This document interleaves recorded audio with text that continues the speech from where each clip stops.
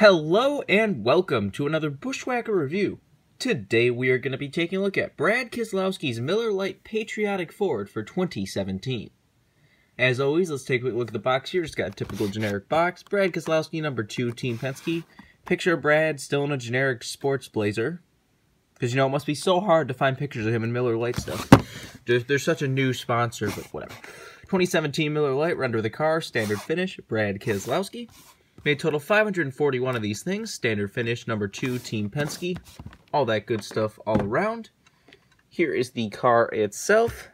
And it is a nice looking paint scheme.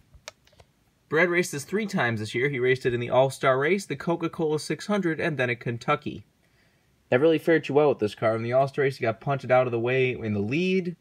In the Coke 600, he got involved in that really strange wreck with Chase Elliott and Jeffrey Earnhardt, and then he got, like, loose under, I think it was Johnson or somebody at Kentucky and wrecked. So, car didn't fare too well, but it still looked fantastic. Let's do a quick 360 of the car.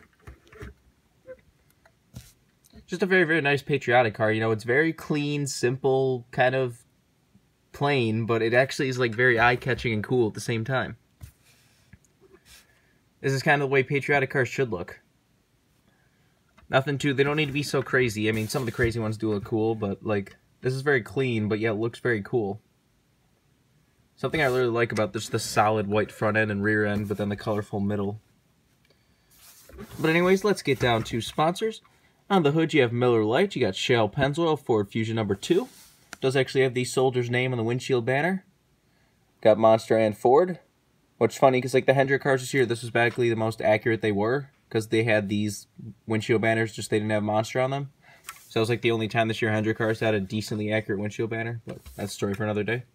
On the side, you got Miller Lite. You got Paralyzed Veterans of America, Alliance Truck Parts, and Snap-on. You got Discount Tire and SKF down there. Auto Trader on the C post. And on the B post, you have Ford, Fitzgerald, DXC, PPG, Mazak, and Safety Clean. Got the 2 winner stickers from Atlanta and Martinsville. As you can see, it has the NASCAR Salute logo, and also has the Check It for Andretti logo right below it. This does, of course, have the Support Our Troops tires, so that's cool. On the back, you have Miller Lite, Ford, and number 2. You got Worth on the deck lid. This is number 396. Nothing on the roof, obviously, for Penske cars. Got the same stuff down the other side. Let's take a look under the hood if it wants to open. See, it says Miller Lite and powered by Ford. There's the engine detail if you want to see that. Take a look under the deck lid. Your typical fuel cell and such back there. Roof flaps do, of course, open. And there's the underside of the car if you want to see that. Worth pointing out, this car's like a weird flaw to it that, like, you can kind of see it in the roof flap there. It's like, for some reason, like, the blue is not the same as the blue on the car.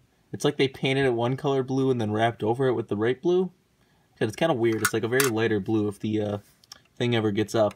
But, I don't know. It's got your typical flaws and stuff. Like, you can see a little bit of the weird, like, touch-up issues down there. Why do they think that's a good idea? Whenever they touch up something, it's always, like, a slightly different shade of the color. It looks stupid. And you see you got, like, a scuff at the end of the L right there. Just, you know, except the quality has gone way down this year. I don't know why, but, like, there's a lot of little issues on every single 2017 car I've gotten. Stuff that it was you would occasionally get in older cars, but now it's like it's on every single car, and I don't understand why.